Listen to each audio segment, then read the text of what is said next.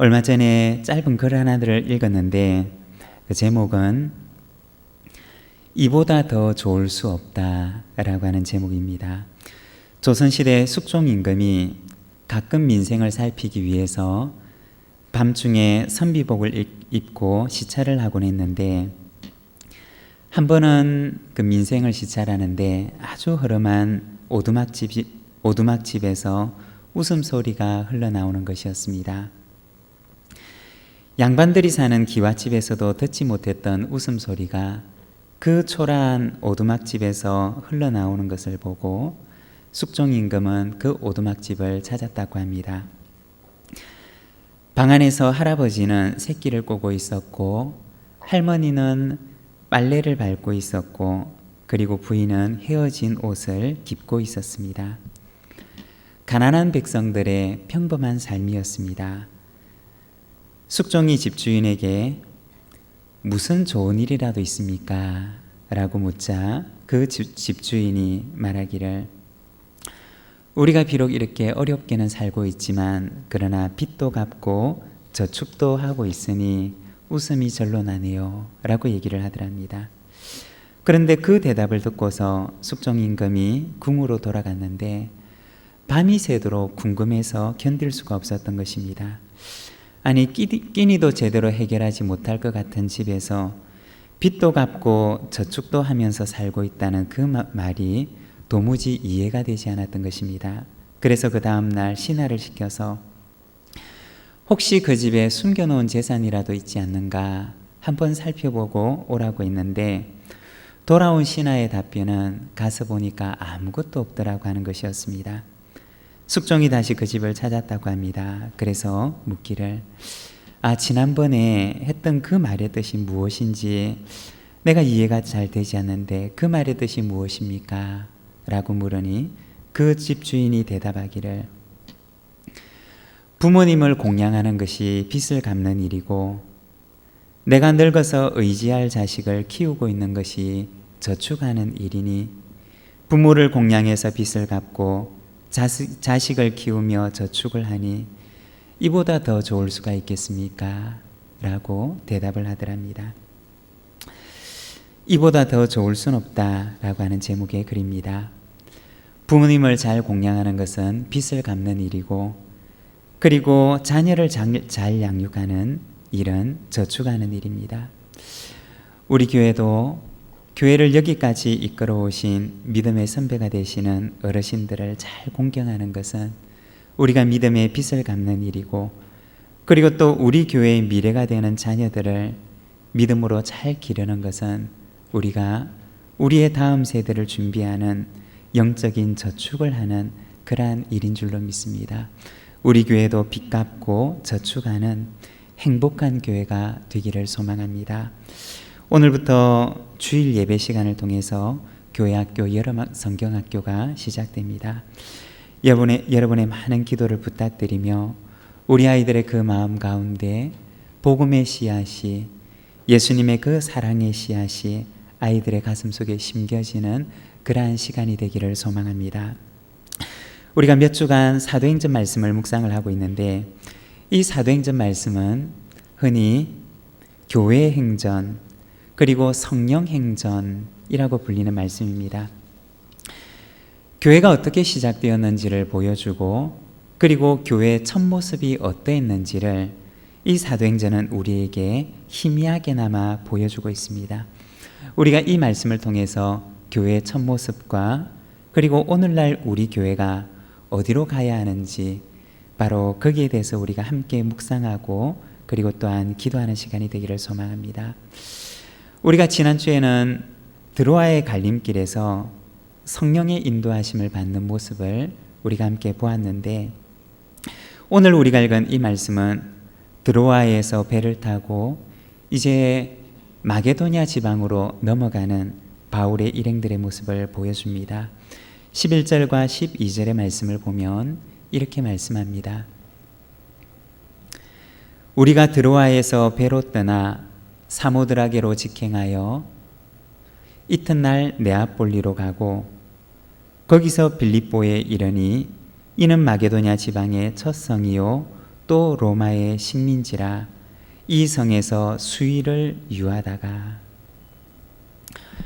바울의 일행들은 아시아라고 하는 그 작은 대륙에 머물기를 원했지만, 그러나 성령님께서는 그들을 또 다른 대륙, 더 넓은 세계로 그들을 인도하셨고, 그리고 복음을 기다리고 있는 이들이 더 많은 곳으로 하나님께서는 그들을 인도하셨습니다. 그들은 그 드로아에서 배를 타고 사모드라게라고 하는 섬을 거쳐서 네아폴리라고 하는 빌립보에서 가까운 항구에 도착하게 됩니다. 거기에서 내륙 지방으로 들어가게 되는데 빌립보라고 하는 성에 도착하게 됩니다. 12절의 말씀을 보게 되면 이는 마게도냐 지방의 첫 성이요 또 로마의 식민지라고 말씀을 합니다. 사도행전을 기록했던 누가는 이 빌립보라고 하는 성에 대해서 소개하기를 마게도냐 지방의 첫 성이요 라고 말씀을 하십니다. 마게도냐 지방의 첫 성이라고 하는 말은 두 가지 의미를 가지고 있는데, 먼저 첫 번째는 마게도냐 지방에서 처음으로 만나는 성이다 라고 하는 의미가 있고, 그리고 두 번째는 우리가 가지고 있는 이 성경에 보면 첫 성이라고 하는 그 말 앞에 작은 번호가 붙어 있는데, 그 번호에 해당되는 그 설명을 그 아래에 읽어보게 되면 이렇게 되어 있습니다. 또는 첫째 가는 성이요. 다시 말해서 이 빌립보라고 하는 도시, 바로 빌립보라고 하는 성은 그 당시 마게도냐 지방에서 어떤 가는 성, 가장 첫 번째 가는 성, 가장 규모가 큰 도시였다는 것입니다. 이 빌립보라고 하는 도시는 헬라 제국을 건설했던 알렉산더 대왕의 아버지였던 필립 2세가 자신의 이름을 따서 세운 성이었는데, 처음에는 헬라 제국에 속한 도시였지만 그러나 나중에는 로마 제국이 이 성을 점령하게 됩니다. 그 당시 로마가 성을 점령할 때 어떤 이는 말하기를 이 빌립보라고 하는 성은 세계 전쟁 사상 가장 유명한, 가장 치열한 싸움이 있었던 싸움터였다라고 이야기를 했습니다. 로마가 빌립보라고 하는 성을 점령하고 난 뒤에 로마는 거기에 군인들을 거주시킵니다. 그래서 이 빌립보는 아주 유명한 군사도시 중에 하나였던 것입니다. 바울은 이 도시에 가서 수일 혹은 몇 주를 거기에서 머물게 되는데, 거기에서 만났던 한 만남에 대해서 오늘 우리가 읽은 본문은 기록을 하고 있습니다. 13절과 14절의 말씀을 보면 이렇게 말씀합니다. 안식일에 우리가 기도할 곳이 있을까요? 문 밖 강가에 나가 거기 앉아서 모인 여자들에게 말하는데, 두아디아라시에 있는 자색 옷감 장사로서 하나님을 섬기는 루디아라는 한 여자가 말을 듣고 있을 때 주께서 그 마음을 열어 바울의 말을 따르게 하신지라. 바울이 거기에서 루디아라고 하는 한 여인을 만나게 됩니다. 안식일에 기도할 곳을 찾기 위해서 강가를 찾았다라고 하는 말은 바로 그 빌립보라고 하는 성에 유대인이 모일 수 있는 유대인의 회당이 없었다라고 하는 것을 의미하는 것이었습니다. 회당이 없는 곳에서 유대인들은 안식일이 되면 기도를 위해서, 그리고 정결 예식을 위해서 그들은 물이 있는 강가를 찾았는데, 바로 바울이 찾았던 그 강가에서 그는 루디아라고 하는 한 여인을 만나게 되었던 것입니다. 이 루디아라고 하는 여인에 대해서 잠깐 소개를 하면, 오늘 우리가 읽었던 이 본문에서는 두아디라시에 있는 자색 옷감 장사라고 그녀에 대해서 이야기를 합니다. 그녀의 출신이 어디인지, 그리고 그녀가 가지고 있던 생업이 무엇인지에 대해서 이야기를 하고 있는데, 이 두아디라라고 하는 이 도시는 옷감을 염색하는 것으로 아주 유명한 그러한 도시였습니다. 그리고 위치적으로 보게 되면 바울이 방금 배를 타고 건너왔던 그 소아시아에 위치했던 도시였습니다. 거기에 자색옥감이라고 하는 것은 그 당시 조개에서 아주 적은 양의 붉은색의 염료를 구할 수가 있었는데 그 조개에서 추출했던 그 염료들을 모아서 옷감을 염색하는 것이었는데 그 당시에 조개에서 나온 그 염료를 가지고 염색을 했던 그 옷감은 아주 비싼 값에 거래가 되고 있었다고 합니다. 루디아라고 하는 바로 이 여인은 바로 옷감 파는 일을 하는, 이 자색 옷감을 파는 일을 하고 있는 바로 그러한 여인이었습니다. 이것이 바로 루디아의 생업이었던 것입니다. 조금 더 쉽게 오늘날 말로 바꾸어서 얘기를 하자면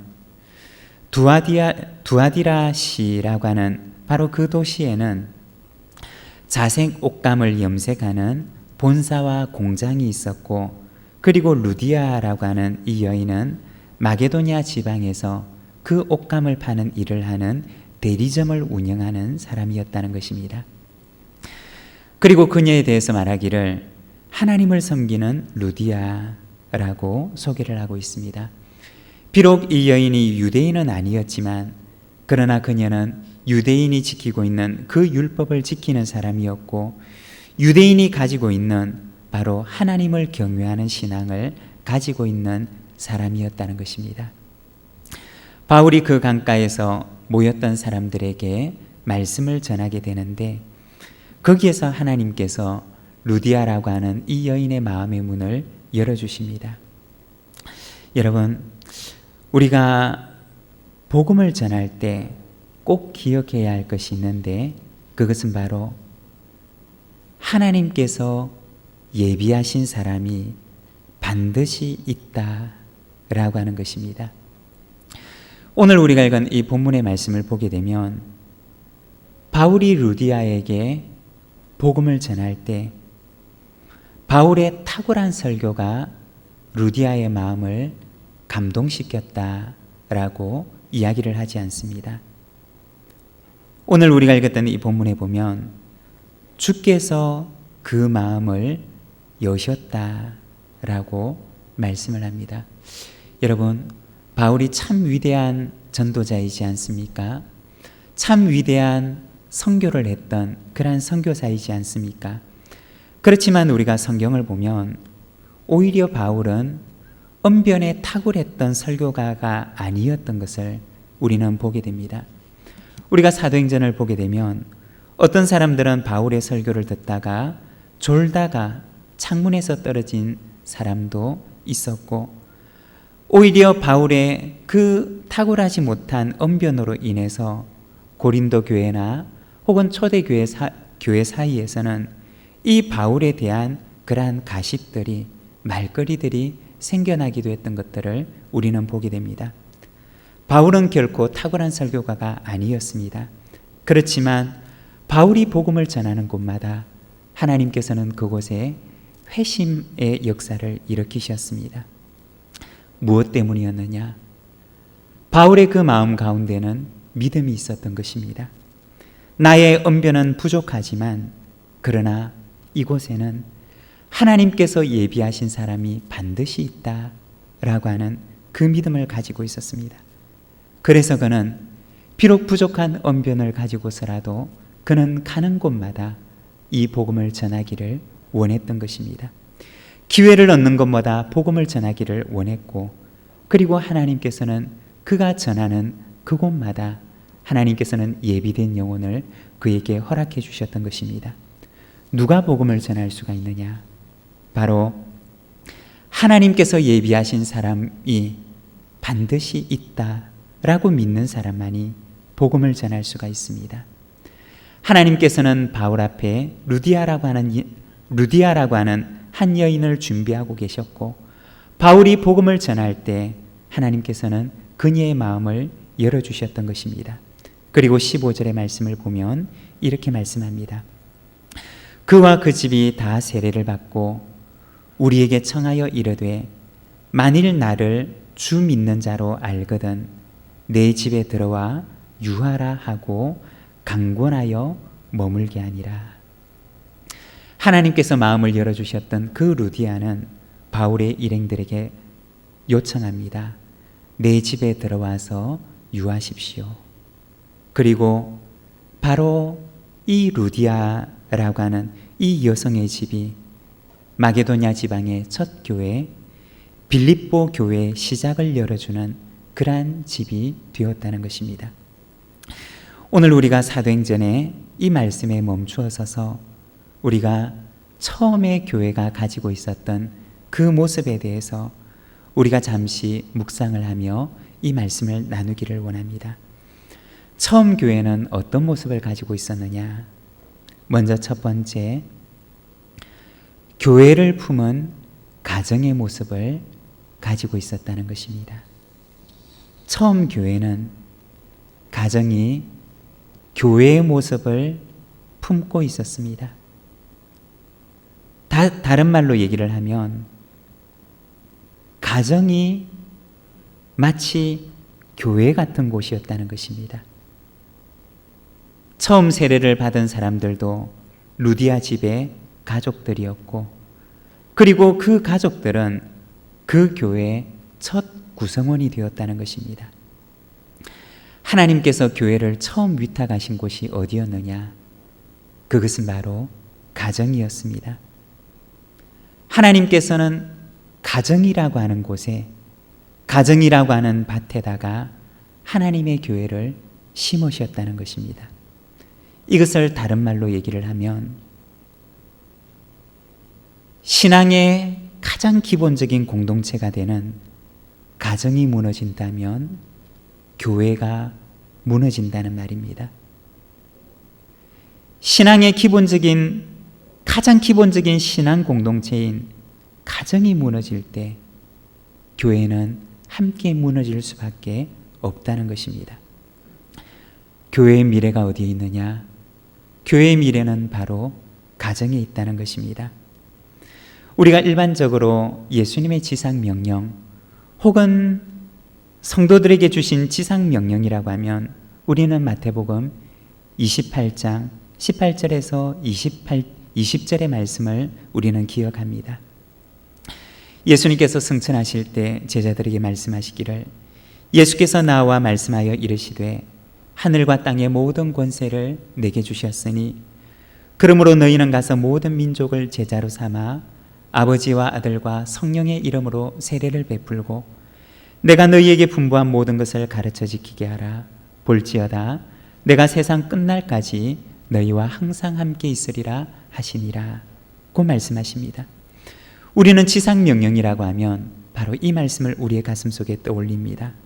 그렇지만 성경은 또 하나의 지상명령을 성도들에게 주시는데 신명기 6장 4절에서 9절의 말씀을 주십니다. 우리 같이 한번 신명기 6장 4절에서 9절의 말씀을 함께 읽도록 하겠습니다. 함께 읽겠습니다. 이스라엘아 들으라. 우리 하나님 여호와는 오직 유일한 여호와이시니 너는 마음을 다하고 뜻을 다하고 힘을 다하여 내 하나님 여호와를 사랑하라. 오늘 내가 내게 명하는 이 말씀을 너는 마음에 새기고 내 자녀에게 부지런히 가르치며 집에 앉았을 때든지 길을 갈 때든지 누워 있을 때든지 일어날 때든지 이 말씀을 강론할 것이며 너는 또 그것을 내 손목에 메어 기호를 삼으며 내 미간에 붙여 표로 삼고 또 내 집 문설주와 바깥문에 기록할지니라. 하나님께서 마태복음 28장 말고 또 하나의 지상명령을 마태복음 28장이 기록되기 훨씬 이전에 이스라엘 백성들에게 주시는데, 이스라엘아 들으라. 우리 하나님 여호와는 오직 유일한 여호와이시니 라고 말씀하시면서 7절의 말씀을 보면 내 자녀에게 부지런히 가르치며 라고 말씀하십니다. 내 자녀에게 부지런히 가르치며.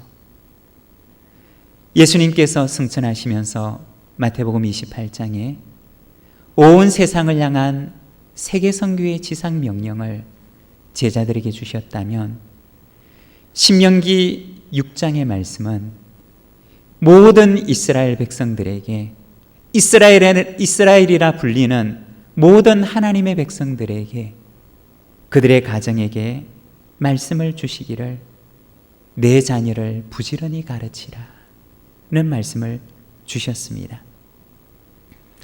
마태복음 28장이 온 세상을 향한 수평적인 지상 명령이라면 신명기 6장의 말씀은 바로 가정을 향한, 자녀를 향한 수직적인 지상 명령을 하나님께서 우리에게, 하나님의 백성들의 가정에 주셨던 것입니다. 우리가 지금의 유럽의 모습을 보게 되면 과거 유럽 서구 사회는 이 세계 선교에 얼마나 열심히 있었는지 모릅니다. 그들은 복음을 받지 못했던 미지의 개척지를 향하여 배를 타고 험한 바다를 건너 그들은 복음을 들고 가서 그들에게 전했습니다. 그렇지만 그들이 이 수평적인 지상 명령에 성공을 하였다면 그들은 무엇에 실패하였느냐? 바로 신명기 6장에 내 자녀를 부지런히 가르치라고 하는 이 수직적인 지상 명령에는 그들은 실패한 사람이 되고 말았던 것입니다. 그 결과는 어떻게 되었느냐? 오늘날 유럽의 교회는 텅 빈 예배당이 되고 말았던 것입니다. 교회의 미래는 어디에 있느냐? 교회의 미래는 바로 가정에 있는 것입니다. 내 자녀를 부지런히 가르치라고 말씀하시는 수직적인 하나님의 지상 명령, 각 가정마다 주셨던 이 지상 명령에 만일 우리가 실패한다면 우리 교회의 미래도 역시 그들의 미래와 다르지 않을 것입니다. 가정이 무너지면 교회가 잇따라 무너지게 된다는 것입니다. 작년 연말에 저는 인구절벽이라고 하는 사회 현상을 앞두고 있는 우리 사회에 대해서 함께 말씀을 나누면서 다가올 위기 앞에 20년 뒤 우리 교회의 미래를 준비합시다 라고 하는 비전을 우리 교회 당회와 그리고 우리 교회 성도들과 함께 나누었습니다. 그런데 올해 초 우리는 생각지도 못했던 뜻하지 않은 팬데믹 현상으로 인해서 우리는 새로운 절벽을 맞이하게 되었습니다. 그렇지만 우리가 짊어져야 할 숙제는 동일하다는 것입니다. 다음 세대를 준비하지 않는다면 이 나라 교회의 미래는 없다는 것입니다. 가정이 죽으면 교회는 죽는다는 것입니다.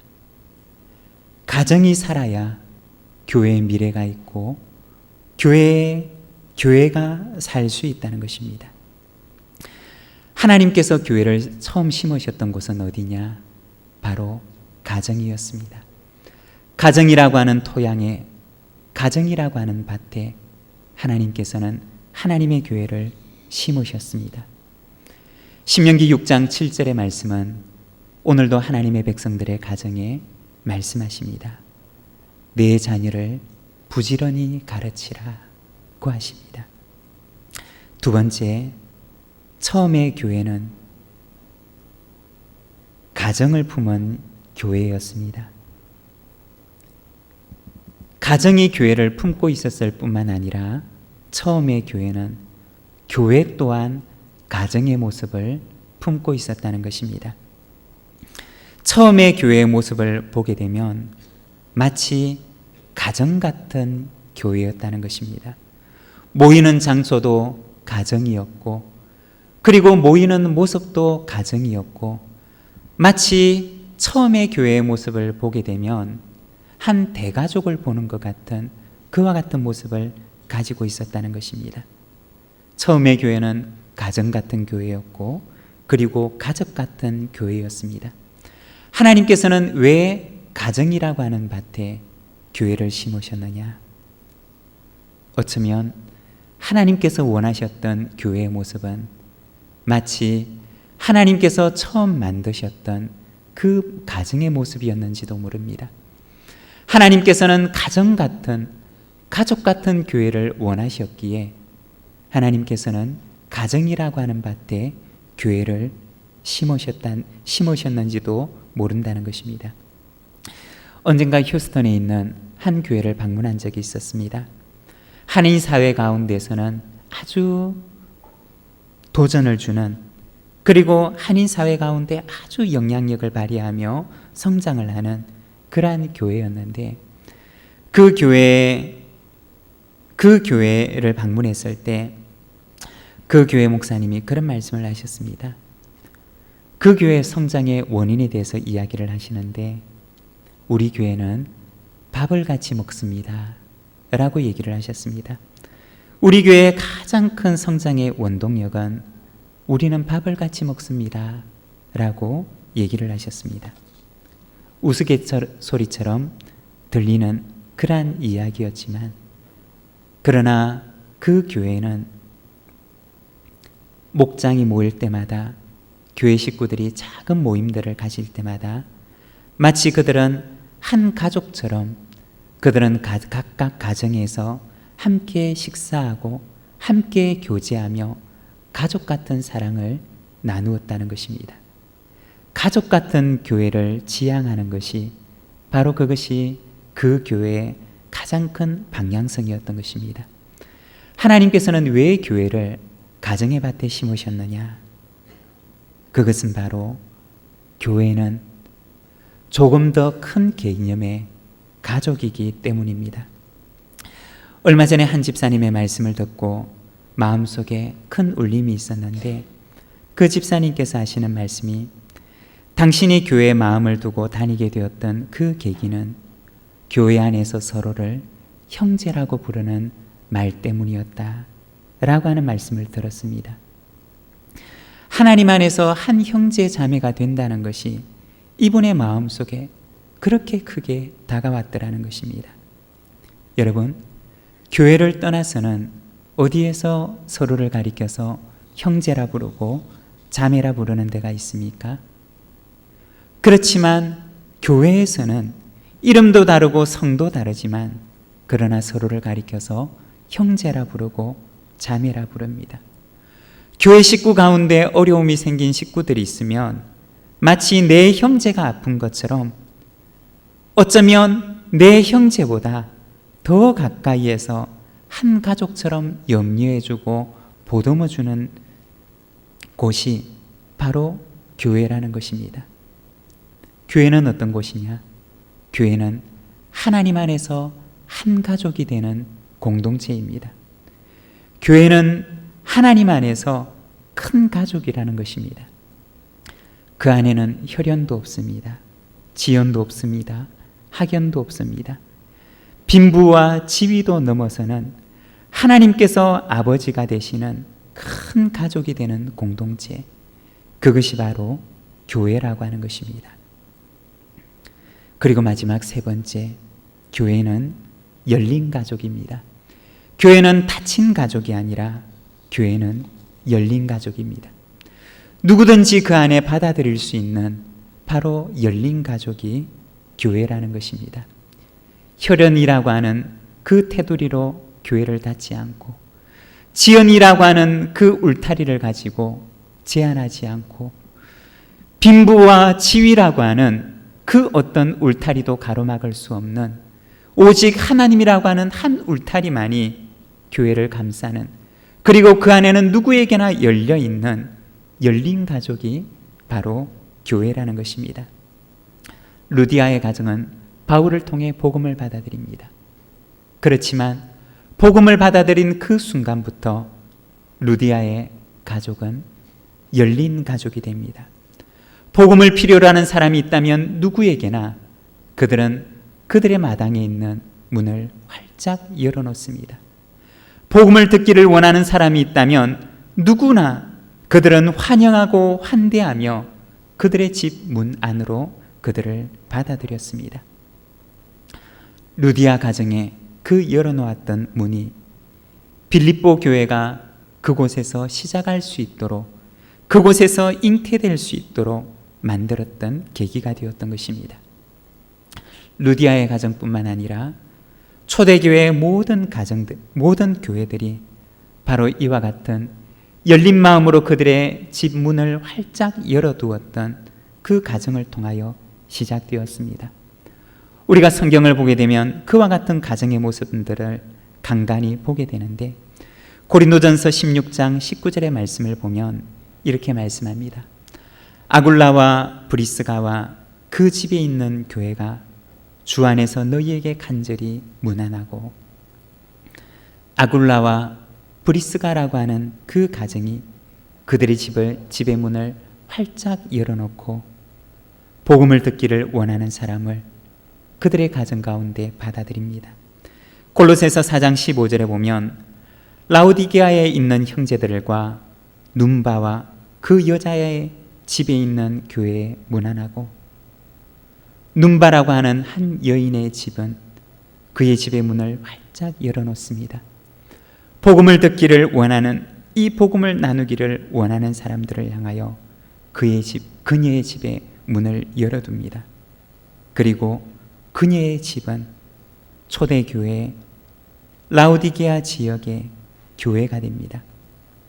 빌레몬서 1장 1절과 2절의 말씀을 보면 우리의 사랑을 받는 자요 동역자인 빌레몬과 자매 아비아와 우리와 함께 병사된 아키포와 내 집에 있는 교회에 편지하노니. 남편이 되었던 빌레몬과 아내가 되었던 아비아와 그리고 자녀가 되었던 아키포, 이 세 사람의 가정은 바로 이 빌레몬서에 나와 있는 그들의 집의 문을 열어 그의 집 가운데 교회를 받아들였던 그러한 가정이었음을 우리에게 보여줍니다. 아굴라와 브리스가의 가정, 그리고 눈바라고 하는 여인의 가정, 그리고 빌레몬과 아피아와 아키포의 가정, 바로 이 가정들의 헌신은, 이 가정들의 바로 열린 문은 그녀의 가정 속에 교회가 잉태될 수 있도록 하였던 것입니다. 교회는 어떤 곳이냐? 교회는 복음을 필요로 하는 모든 사람들을 향하여 열려있는 가족입니다. 우리 교회는 어떠합니까? 오늘 우리의 교회는 어떠한 모습을 가지고 있습니까? 교회를 품은 가정의 모습을 가지고 있습니까? 하나님께서 주신 수직적인 지상 명령을 잘 감당하고 있는 우리의 가정입니까? 우리 교회는 하나님 안에서 참 가족 같은 모습을 가지고 있습니까? 아니면 인간적인 생각과 인간적인 모임으로 하나님의 가족됨을 나누고 있습니까? 우리 교회는 복음을 필요하는 모든 사람을 향하여 열린 가족의 모습을 가지고 있습니까? 아니면 우리의 문을 굳게 닫아놓은 닫힌 가족입니까? 사도행전은 교회의 첫 모습을 우리에게 보여줍니다. 그리고 이 첫 모습을 우리 속에 회복할 것을 우리에게 부탁합니다. 사랑하는 여러분, 하나님께서 교회를 심으셨던, 교회를 시작하셨던 그 첫 모습을 바라보며 우리 교회 가운데도 하나님의 기쁨이 되는 첫 모습을 회복하는 아름다운 교회 모습을 만들어 나가는 우리 부산지인 교회가 되기를 간절히 소망합니다. 오늘 우리에게 주신 말씀을 생각하며 우리가 함께 기도하며 나가기를 원합니다. 교회를 품은 가정 되게 하시고 가정 같은 교회 되게 하시며 그리고 열린 교회가 되게 하옵소서. 이 시간 우리가 함께 말씀을 생각하며 기도하겠습니다.